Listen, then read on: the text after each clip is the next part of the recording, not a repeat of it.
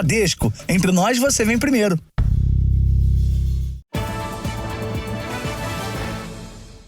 Olá, boa noite. Boa noite. As temperaturas têm batido recorde atrás de recorde no Rio de Janeiro. Hoje a sensação térmica chegou a quase 60 graus. Para lidar com o calorão, muitos cariocas têm buscado um programa diferente do habitual. Em vez da praia, têm preferido os shoppings por causa do ar-condicionado. Mesmo acostumados às altas temperaturas, os cariocas têm sofrido com o calor no Rio de Janeiro. Hoje, a sensação térmica chegou a 59,3 graus em Guaratiba, na Zona Oeste. É mais um recorde desde o início desse tipo de medição, em 2014. E não são só as praias que têm refrescado os dias quentes da primavera. Os shoppings também viraram parada obrigatória para quem passa pela rua e não se contenta apenas com a sombra.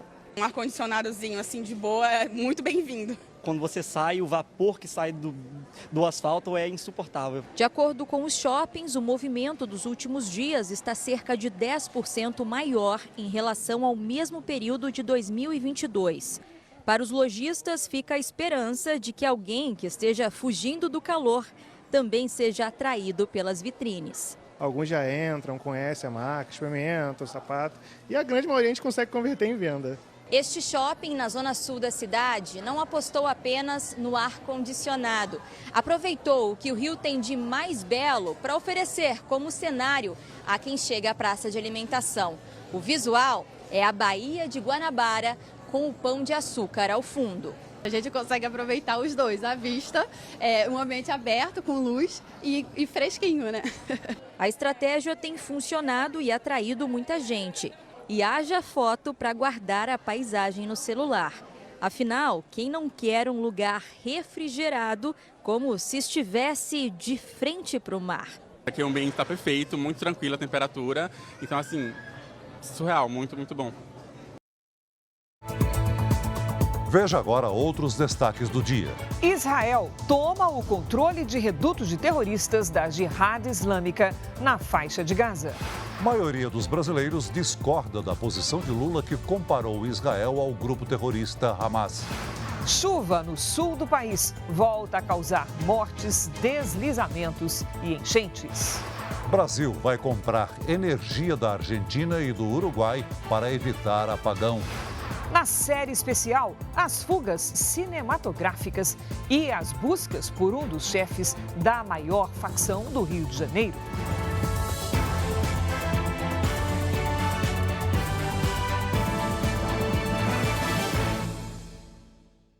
Oferecimento: Bradesco. Comprar online com cartão virtual é fácil. Israel assumiu o controle de um reduto da Jihad Islâmica, organização terrorista que atua no norte da faixa de Gaza.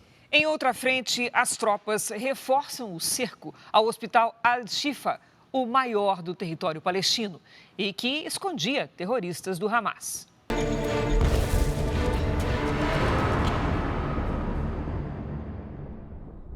Israel começou pelo ar os ataques contra a Jihad Islâmica. Em seguida, a operação por terra tomou o controle da instalação, que contava com escritórios de altos integrantes do grupo terrorista que atua junto com o Hamas em Gaza. O exército israelense encontrou ainda lançadores de foguetes e fuzis usados pelo grupo. O local, que também era usado na fabricação de armas, foi totalmente destruído.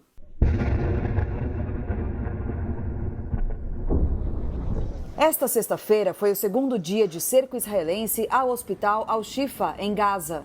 Depois de encontrar túneis e esconderijos embaixo do hospital, Israel acusou o Hamas de usar o local para proteger os terroristas.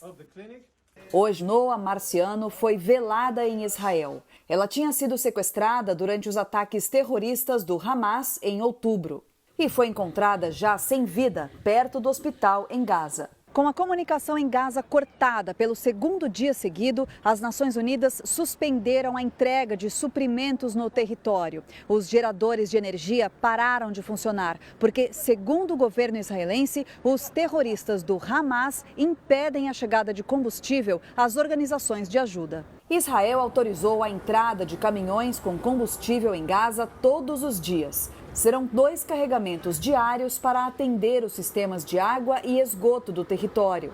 A operação vai ser controlada pela ONU. Segundo Tzahi Hanegbi, conselheiro de segurança do primeiro-ministro Benjamin Netanyahu, a decisão foi tomada depois de um pedido dos Estados Unidos.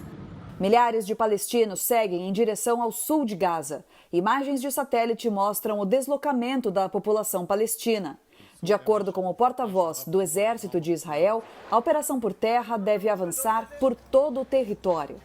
Iremos onde quer que o Hamas esteja, afirmou o almirante Daniel Hagari. Já em Jerusalém, uma marcha pedia a liberação dos reféns mantidos pelos terroristas. Há 42 dias, o Hamas sequestrou cerca de 240 pessoas. O número de mortos dos dois lados já ultrapassa 13.400. O Instituto Real Time Big Data entrevistou brasileiros para saber como eles avaliam a guerra entre Israel e o Hamas. O levantamento mostra que a maioria da população discorda do presidente Lula, que comparou as ações de Israel às do grupo terrorista Hamas. A pesquisa questionou se as pessoas têm acompanhado o noticiário sobre a guerra entre Israel e o Hamas. 86% responderam sim, 14% disseram não. A outra pergunta foi: na sua avaliação, quem está correto no conflito? 66% disseram Israel, 18% o Hamas. 16% responderam nenhum dos dois. O terceiro questionamento foi: na sua avaliação, o Brasil deveria classificar o Hamas como grupo terrorista? 73% disseram sim, 15% não e 12% não souberam ou não responderam. Por fim, a pesquisa quis saber o que os entrevistados acharam da fala do presidente Lula, que comparou as ações de Israel com os atos terroristas. 77%, a grande maioria, discordaram. 23% concordaram.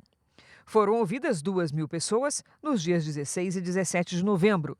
A margem de erro é de 3 pontos percentuais, para mais ou para menos. A polícia do Rio de Janeiro investiga uma denúncia de estupro num hospital público municipal. Uma paciente afirma ter sido abusada por um funcionário responsável pelo transporte de pacientes em macas. A agressão teria ocorrido dentro do elevador. O local, que era para ser de acolhida e tratamento, virou sinônimo de trauma para esta estudante que prefere não se identificar. No momento eu não tenho coragem, não tenho mais confiança. Eu não aceitaria ficar sozinha dentro do hospital. A jovem de 27 anos relata que o estupro aconteceu dentro do elevador do Hospital Municipal Souza Aguiar, referência em atendimentos de emergência na região central do Rio. Nestas imagens, o funcionário leva a mulher em uma maca para fazer um exame. Antes de o elevador fechar, ele levanta o lençol da paciente. Lá dentro, não havia câmeras de segurança. Eu tiro o meu lençol e dali ele já começa a passar a mão em minhas partes íntimas. Em vez de ele me levar para fazer o exame, ele fica subindo e descendo o andar para ter mais tempo para fazer o que ele queria. Os casos de violência sexual em hospitais são mais comuns do que se imagina. Segundo o Fórum Brasileiro de Segurança Pública, em 2022 foram registrados 674 estupros em unidades de saúde do país. Isso equivale a quase 2 crimes do tipo por dia. Segundo a Secretaria Municipal de Saúde do Rio, o maqueiro foi identificado e demitido. O caso aconteceu há quase 2 meses, mas só agora as imagens foram divulgadas. A Polícia Civil informou que analisa as imagens para esclarecer o fato. Quero que ele seja pego. Se isso aconteceu comigo, imagina o que não acontece com crianças, idosos, pessoas que estão sedadas dentro do hospital.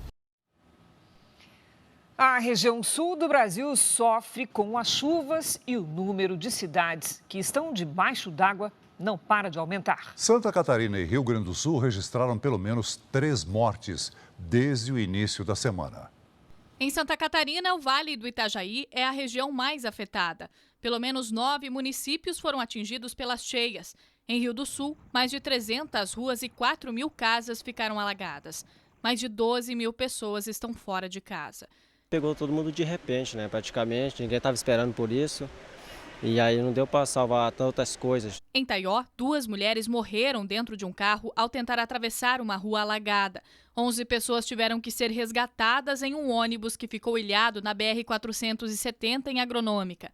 Na cidade de Trombudo Central, moradores precisaram esperar pelo resgate em cima dos telhados. Blumenau bateu recorde de cheias. Foram 6 enchentes em 45 dias. Desde 1973, o município não registrava tantos alagamentos no mesmo ano. Na região oeste de Santa Catarina, temporais com granizo deixaram pelo menos 60 casas destelhadas, em Dionísio Cerqueira. Iraceminha, Xanxerê e Chapecó também registraram enchentes e deslizamentos. Até os animais precisaram brigar contra a força da água. No Rio Grande do Sul, temporais com ventos fortes quebraram janelas e derrubaram árvores às margens de rodovias nos municípios de Seberi, Cristal do Sul e Rodeio Bonito. Em Tuparendi e Caiçara, a chuva de granizo destruiu plantações e causou prejuízo em escolas e residências. Os animais que ficaram ilhados tiveram que ser resgatados. Olhe, com a previsão da chegada de temporais, a Prefeitura de São Paulo anunciou agora há pouco que cancelou eventos a céu aberto que estavam programados para acontecer amanhã, depois das 4 da tarde. Quem tem as informações ao vivo é a nossa colega Caterina Achuti. Olá, Caterina, boa noite. Oi, Cris. Muito boa noite para você, para o Celso e para todos. Olha, a Defesa Civil do Estado recomendou o cancelamento por causa da expectativa de ventos de até 100 km por hora e muita chuva trazidos por uma frente fria que chegará a São Paulo depois da onda de calor. A decisão não atinge eventos privados. Para os eventos que acontecem no domingo e na segunda-feira, que é feriado, haverá uma nova avaliação. As medidas foram tomadas após a criação de um gabinete de crise que se reuniu na sede do governo paulista. Os parques municipais ficam abertos, mas o horário de fechamento pode ser antecipado. Cris, Celso. Obrigada, Caterina. Vamos saber com a Giovana Rizardo se tem mais alerta de temporais para o final de semana. Olá, Giovana, boa noite. A situação vai ficando complicada, hein? Com certeza, Cris, tem sim alerta, principalmente no sul. Boa noite para você, boa noite, Celso, boa noite a todos. Nas imagens de satélite, vemos muitas nuvens carregadas sobre a região sul do país. Amanhã, uma frente fria se forma, avança para o sudeste e espalha temporais com granizo em todas estas áreas destacadas no mapa. Do Rio Grande do Sul até o Rio de Janeiro, os ventos podem atingir 90 km por hora. Atenção para o risco de alagamentos e deslizamentos na região sul. No litoral do Nordeste e do Maranhão até o Acre, a chuva passageira não deve causar transtornos. Nas áreas claras do mapa, tempo firme. As tardes continuam quentes nas capitais. Em Florianópolis, previsão de 30 graus. Em Cuiabá, 41 graus. Maceió e Fortaleza com 32 graus. Em Manaus, 36 e Rio Branco, 38 graus. Agora um alerta importante. Tem risco de tempestade severa já nas próximas horas em Joinville, Santa Catarina, região metropolitana de Curitiba, na Baixada Santista e em São Paulo. A chuva forte pode provocar estragos. Amanhã, algumas capitais devem registrar recordes de temperaturas no ano. Belo Horizonte, Vitória e Rio de Janeiro ficam com temperaturas entre 38 e 42 graus. Em Goiânia, um alívio no calor, máxima de 35. Hora do Tempo Delivery. A Marinei Bastos é de Rondonópolis, Mato Grosso. Oi, Marinei. Neste sábado, o calor de 40 graus se despede. A partir de domingo, temperaturas mais baixas, com 37 e 34 graus. Tempo Delivery é só aqui no Jornal da Record. Então, mande o seu pedido pelas redes sociais com a hashtag você no JR, Cris e Celso. Obrigada, Giovana. Bom fim de semana. Obrigada para vocês também. Veja a seguir, especialistas reforçam a importância da prorrogação da desoneração da folha dos setores que mais empregam no país. Fugas cinematográficas e tráfico usando pistas de pouso clandestinas. Quem é Leomar Oliveira Barbosa, um dos criminosos mais procurados do país? É daqui a pouco, na série especial.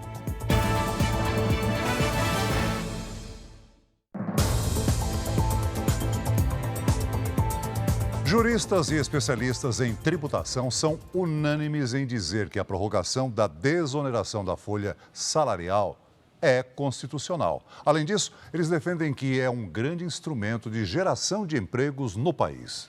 O presidente Lula tem até a semana que vem para sancionar a lei, já que foi amplamente aprovada no Congresso Nacional. Setores como os da construção civil, de confecções, de transportes e tantos outros. De acordo com o Ministério do Trabalho, entre 2018 e 2022, os setores incluídos na desoneração da folha salarial foram os que mais geraram empregos no país, cerca de 1.200.000. Já as outras áreas abriram pouco mais de 400.000 vagas. Com a desoneração criada em 2012, as empresas puderam substituir a contribuição previdenciária de 20% sobre a folha por alíquotas que variam de 1% a 4,5% sobre a receita bruta, o que reflete de maneira direta na geração de empregos, de acordo com essa advogada tributarista. Essas empresas, que são as que mais empregam, têm uma carga, uma folha de pagamento muito alta.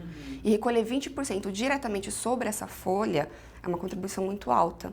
Quando você tira da folha de pagamento e você transfere isso para a receita bruta, você permite com que esses setores continuem empregando despreocupadamente, porque o tributo incidido sobre ali não está mais ali. Ele foi transferido numa alíquota menor sobre o seu faturamento. A desoneração chega ao fim no dia 31 de dezembro deste ano, mas já foi prorrogada pelo Congresso Nacional até 2027. Mesmo assim, precisa da sanção do presidente Lula. O presidente tem até o dia 23 deste mês para sancionar o projeto. A demora tem aumentado a expectativa e a insegurança nos maiores setores produtivos do país, que fazem a previsão de contratações e investimentos ao longo do segundo semestre do ano. Esse advogado tributarista e empresarial diz que para as empresas definir essa questão é urgente. Empresas que querem investir, grandes indústrias, fábricas, de todos os setores, ficam na dependência dessa aprovação para a tomada de decisão. E isso, quanto mais breve, seria mais produtivo. Quanto mais distante, é prejudicial. Para o advogado, que também é especialista em direito do trabalho, a desoneração é constitucional e traria mais segurança jurídica se fosse aprovada. O benefício realmente é prático, ou seja, o volume de empregos é muito maior desses setores em comparação aos outros setores, o número de novos empregos. E isso podendo ser replicado para os demais diretamente, certamente representará um número maior de empregos, um número maior de trabalhadores formais atuando nas empresas brasileiras. Embora o modelo seja aplicado em grandes economias do mundo, como países europeus, os juristas alertam que é comum a polêmica sobre o tema, sempre que o prazo de prorrogação vai chegando ao fim. Em 2021, o assunto já havia sido discutido e votado. O ministro do Supremo Tribunal Federal, Ricardo Lewandowski, considerou a desoneração constitucional, o que levou o então presidente da República, Jair Bolsonaro, a sancionar a prorrogação da desoneração. Para o presidente da Comissão de Direito Tributário da OAB de São Paulo, a lei não deixa dúvida de que o projeto é constitucional.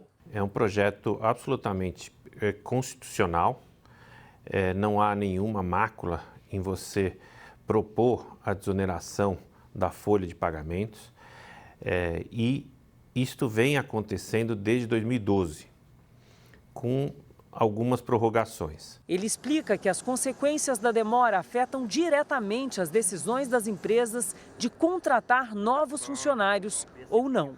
Essa expectativa, esse vai, não vai, sempre gera uma incerteza para quem projeta futuro. E você tem projeção de empregabilidade, projeção de orçamento, projeção de receitas, projeção de preço. Então você tem que colocar tudo isso no preço.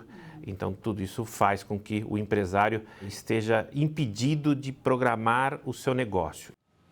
Nos Estados Unidos, o presidente do Comitê de Ética da Câmara apresentou um pedido de expulsão do deputado americano Jorge Santos, que é filho de brasileiros. Um relatório apontou que ele gastou dinheiro de campanha em lojas de luxo, na aplicação de Botox e até em sites de conteúdo para adultos.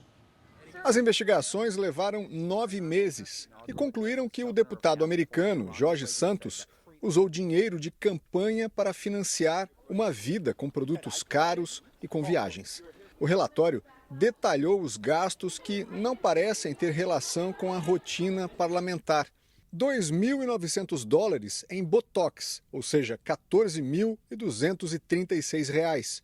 Mais de $1.000 com esteticista, equivalente a R$ 4.909. R$ 4.000 em uma loja francesa de luxo, que chegam a R$ 19.636.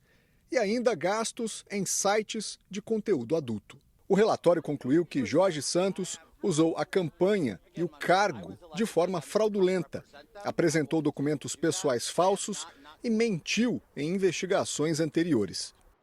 Acho que é o suficiente para que os parlamentares decidam se ele deve ser expulso, disse Michel Guest, presidente da Comissão de Ética. O gabinete de Jorge Santos rebateu o relatório com a alegação de que a investigação é tendenciosa. Ao longo do primeiro ano de mandato, ele resistiu a várias tentativas de cassar seu mandato, que vai até o final do ano que vem. O republicano já anunciou que não pretende tentar a reeleição. O destino político de Jorge Santos vai ser definido a partir do final do mês, quando os integrantes da Câmara retornam após o feriado de Ação de Graças. Veja a seguir: padres católicos cometeram abusos sexuais contra mais de 50 pessoas na Itália no ano passado. Na série especial Onde está Leomar Oliveira Barbosa, o traficante internacional de drogas que segue na lista dos criminosos mais procurados do Brasil.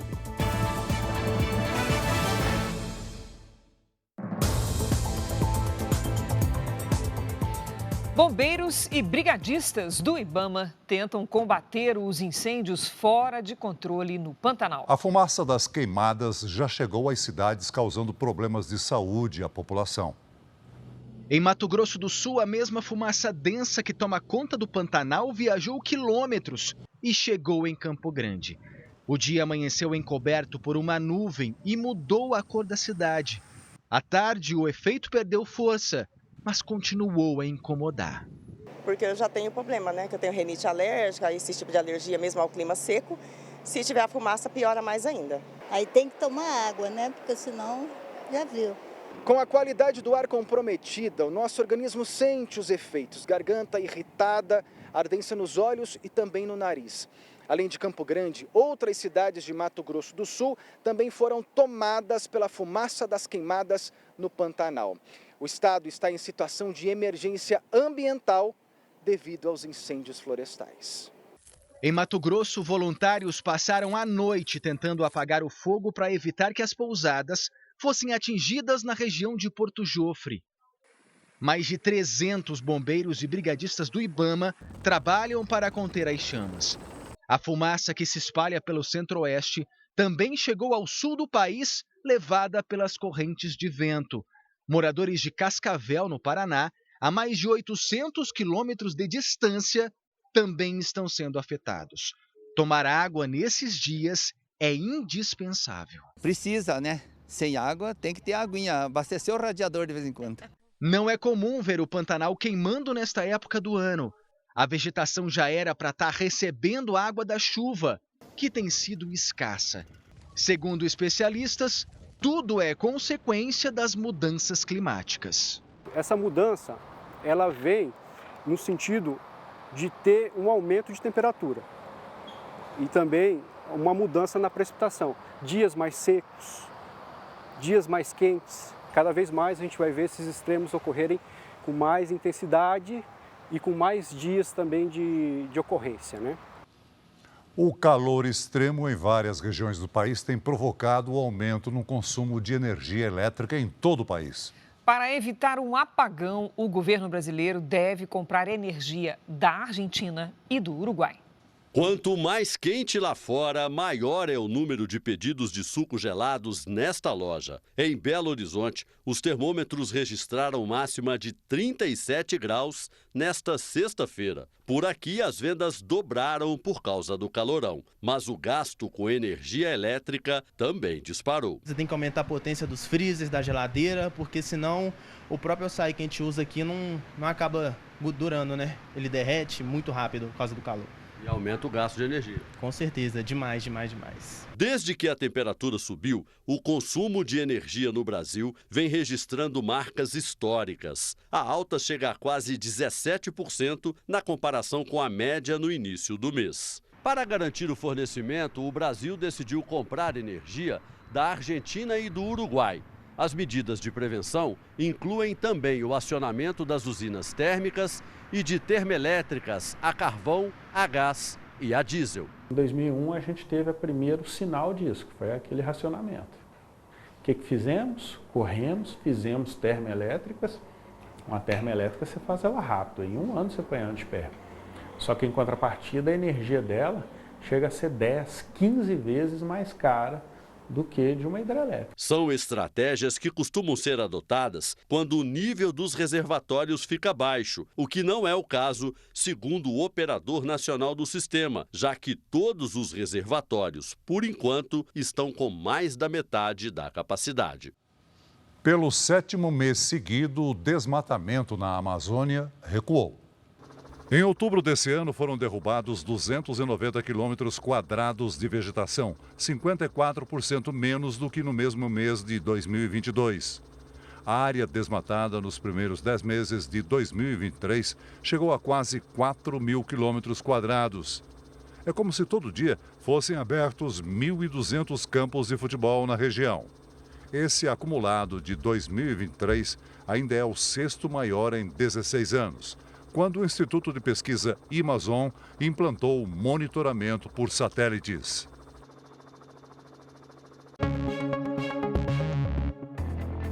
Uma idosa ficou ferida após um ônibus invadir uma loja em São Paulo. Repare que 2 clientes observam as roupas tranquilamente, até que o ônibus entra de ré, derrubando as araras e atingindo a mulher da esquerda. A outra escapa por pouco. A vítima teve uma lesão na região da lombar e foi encaminhada a um hospital. Um acidente entre um trem e um ônibus deixou 1 morto e 5 feridos no Distrito Federal. O trem de carga atingiu em cheio um ônibus de transporte que estava em cima dos trilhos. Com o impacto, uma passageira foi arremessada e não resistiu. 2 pessoas estão em estado grave. Testemunhas disseram que o ônibus estava atravessando a linha férrea quando o sinal fechou e o veículo não saiu a tempo. A empresa responsável pelo ônibus lamentou o acidente e disse que está colaborando com as investigações. O padre suspeito de desviar 140 milhões de reais de um hospital e da igreja foi preso hoje em João Pessoa, na Paraíba. O religioso católico era o responsável pelas ações sociais da arquidiocese e dirigia um dos principais hospitais que atende pelo SUS na região. Egídio de Carvalho Neto foi afastado no final de setembro, depois que o Ministério Público começou a investigar os desvios. Em nota, a arquidiocese da Paraíba diz que colabora com as investigações. Procurada, a defesa do padre Egídio não se manifestou. Novas denúncias de abuso sexual por padres foram divulgadas pela própria Igreja Católica, dessa vez no país que é o berço do catolicismo, a Itália. Os dados são da Conferência Episcopal da Itália. Foram identificadas pelo menos 54 vítimas de abusos sexuais em 2022. 35 eram menores de idade, entre elas crianças com menos de 4 anos. A maioria das vítimas é do sexo feminino. Também foram identificados 32 agressores, todos homens, padres ou integrantes do clero que participavam das atividades religiosas. Metade dos abusos sexuais aconteceu dentro das instalações da igreja. mas também há relatos de abusos em escolas e acampamentos. Apesar da divulgação ter sido feita pela própria Igreja Católica, organizações de defesa das vítimas de abusos sexuais criticam a falta desse tipo de levantamento de casos de pedofilia em mais de 200 dioceses do país. A falta de isenção da Igreja Católica na apuração dos abusos também é muito criticada.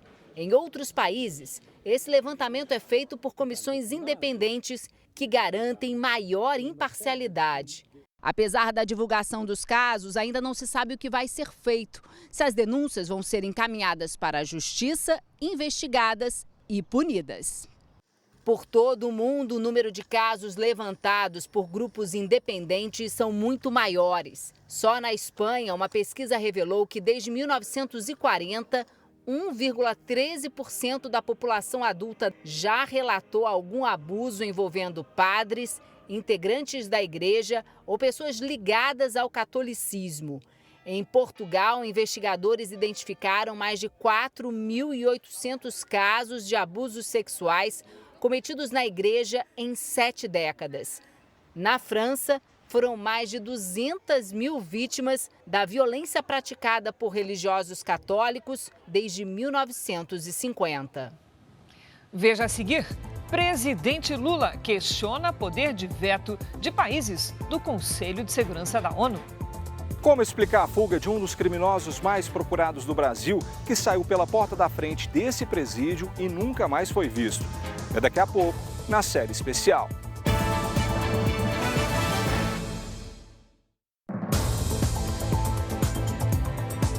O presidente Lula questionou nesta sexta-feira o poder de veto dos países com assento permanente no Conselho de Segurança da ONU.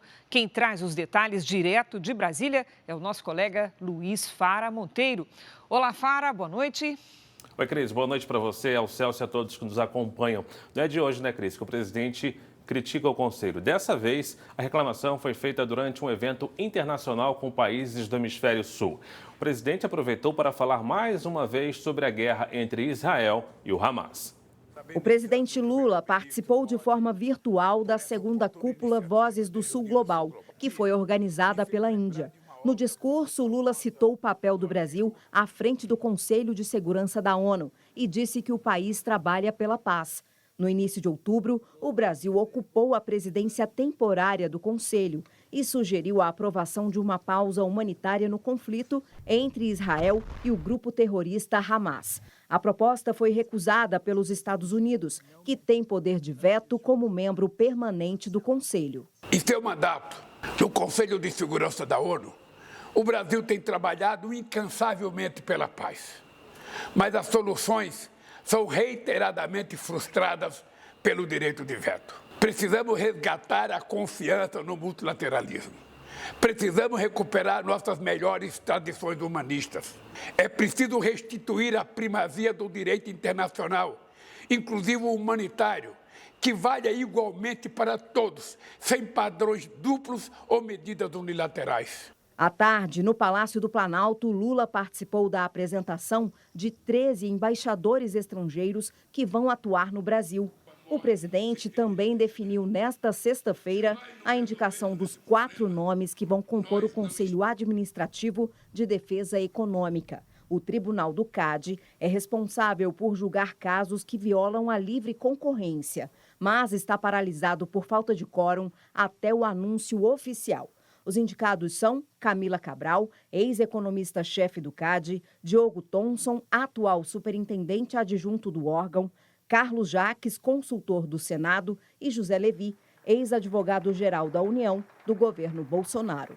Na semana que vem, a expectativa é para o anúncio do novo Procurador-Geral da República. O órgão é comandado interinamente pela subprocuradora Eliseta Ramos desde setembro, quando Augusto Aras deixou o cargo. O nome mais cotado para chefiar a PGR é o do vice-procurador-geral eleitoral Paulo Gonet, que tem o apoio dos ministros Gilmar Mendes e Alexandre de Moraes, do Supremo Tribunal Federal. Eu fico por aqui. Para você saber mais notícias de Brasília, é só acessar o r7.com. Voltamos ao estúdio em São Paulo, Cris e Celso. Obrigada, Fara. A Meta, empresa dona do Facebook, WhatsApp e Instagram, foi multada em R$150 mil por dia pela veiculação de anúncios falsos do programa de renegociação de dívidas do governo federal, o Desenrola Brasil. Em 60 dias foram identificados mais de 2.000 anúncios enganosos que induziam as vítimas a fornecer dados pessoais. Somados os dias monitorados, a multa chegaria a R$9 milhões. A pena foi determinada pelo Ministério da Justiça por meio da Secretaria Nacional do Consumidor. O governo não faz contato diretamente com ninguém. Por exemplo, no Desenrola, a negociação é com a instituição bancária.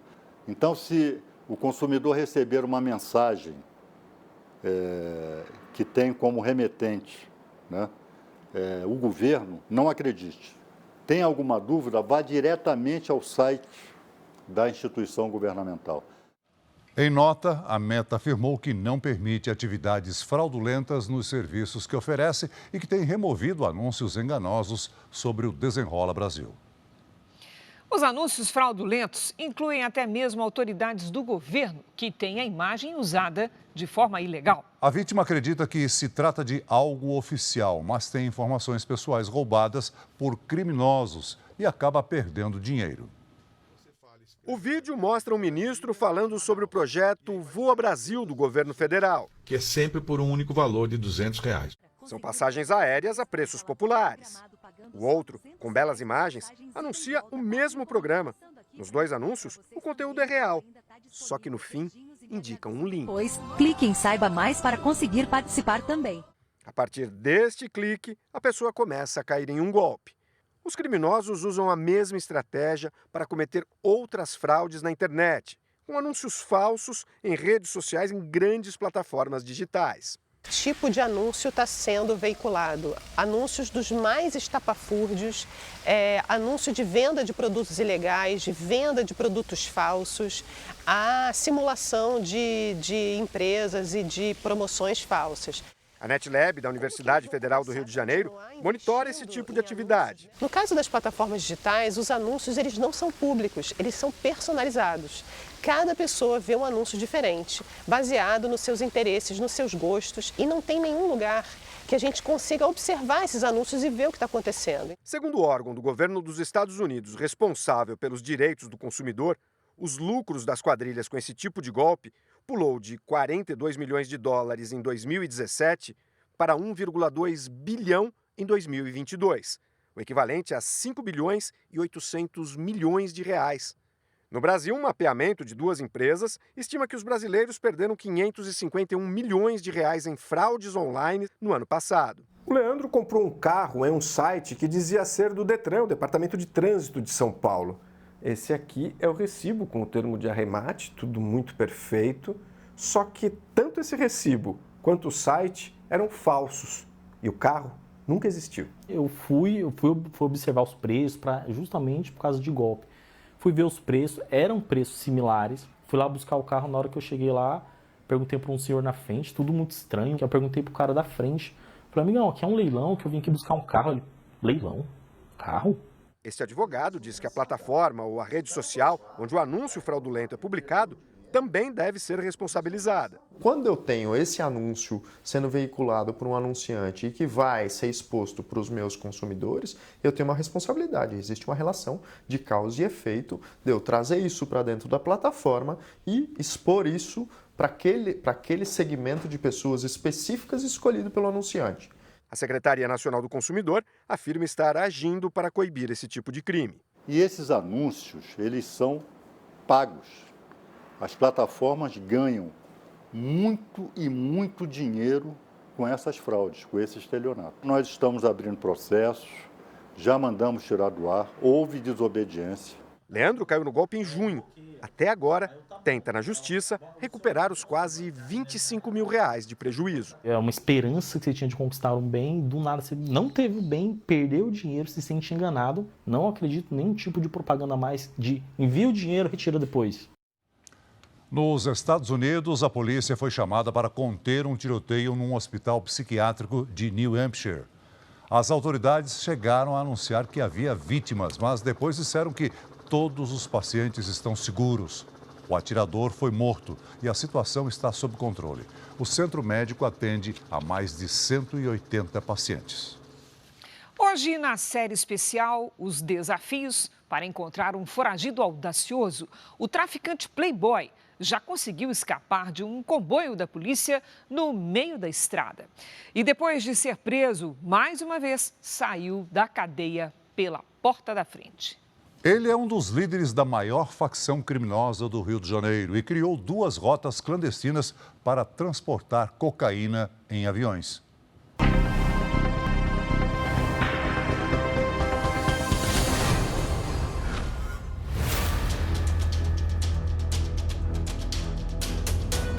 Tinha muita rixa, rivalidade, era muito violento. Leomar Oliveira Barbosa, conhecido como Leozinho e Playboy. Condenado a mais de 36 anos de prisão por tráfico de drogas, associação para o tráfico e lavagem de dinheiro. Foragido desde 2018. Você vê que ele era um cara estudioso, se vestia muito bem, tanto que o apelido dele é Playboy. Considerado o braço direito de Fernandinho Beiramar, Playboy é um dos líderes da maior facção do Rio de Janeiro e viveu por muitos anos numa comunidade em Niterói. Por isso, também ganhou o codinome de Leozinho da Vila Ipiranga. As investigações ainda apontam que ele tem conexões com as Forças Armadas Revolucionárias da Colômbia, as FARC.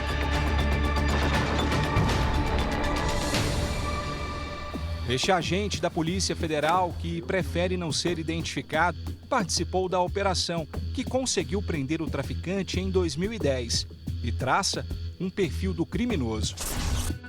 Qualquer conflito que desse com alguma situação envolvendo ele, o nome dele ou alguém ele já mandava exterminar de imediato. Mesmo dentro da penitenciária, ele encontrava uma forma de ter acesso ao celular para continuar no comando do tráfico. Segundo as investigações, Leozinho usava 2 rotas para trazer cocaína do exterior ao Brasil. Em uma delas, a droga saía de avião do Paraguai até Atibaia, no interior de São Paulo. No outro esquema, Playboy utilizava aeronaves para fazer o transporte da Bolívia até Goiás. Ele utilizava muito modal aéreo, adquiria fazendas próximas à fronteira, onde ele tinha pista de pouso. É muito caro um transporte desse. Leomar já foi preso várias vezes e tem experiência em ficar foragido. Em 2001, ele conseguiu escapar da polícia numa fuga cinematográfica paga pelo crime organizado. A operação custou $200 mil, segundo as autoridades.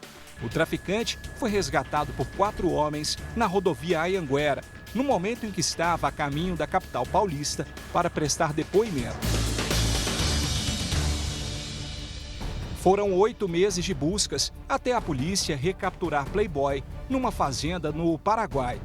Entre 2000 e 2018, ele passou por 3 penitenciárias, até ser transferido para Formosa, no entorno de Brasília. Leomar ficou pouco tempo preso aqui na penitenciária de Formosa, apenas 4 meses. Em julho de 2018, o criminoso fugiu do presídio. Fez isso sem disparar nenhum tiro e sem um plano mirabolante de resgate. Saiu da cadeia pela porta da frente e, desde então, nunca mais foi visto.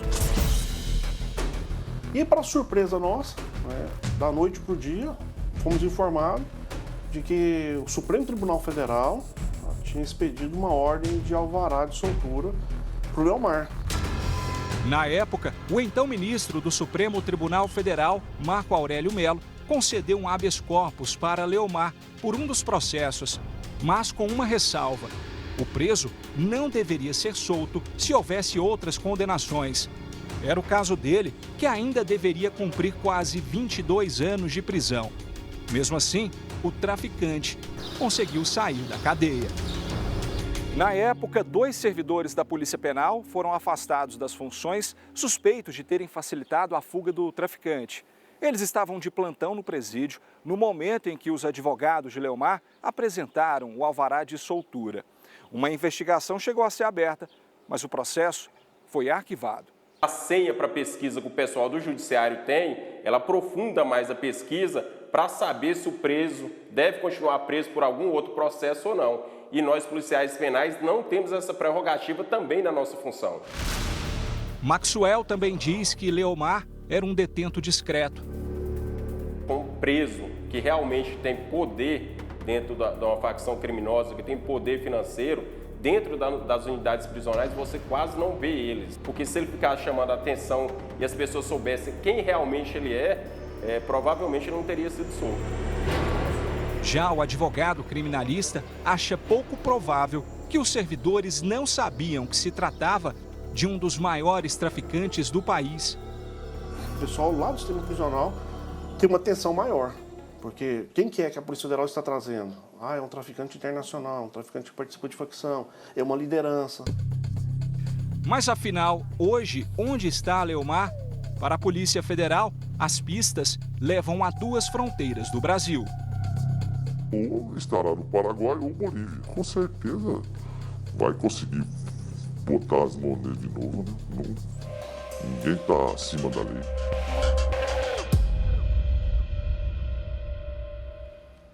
Essa edição termina aqui e à 00:30 tem mais Jornal da Record. Fique agora com o último episódio da 9ª temporada da série Reis. E logo depois de Quando Chama o Coração, tem A Fazenda. Não perca. Record, 70 anos tem a sua cara. Boa noite. Boa noite, bom fim de semana para você.